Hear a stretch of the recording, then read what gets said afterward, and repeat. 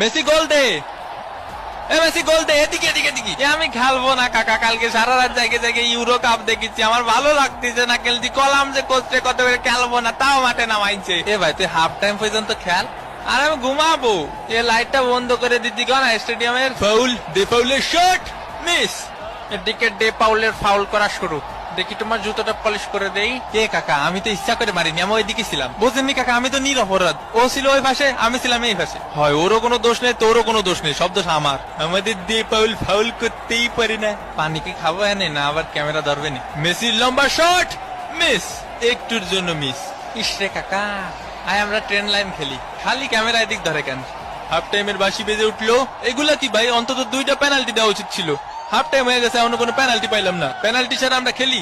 ওই একটু ধৈর্য ধরো, ধৈর্য ধর, দেবো দেবো। আরে আমি কি বলছি দেবো না, দেবো। মেসির কর্নার কিক, লোতারো মার্টিনেজ।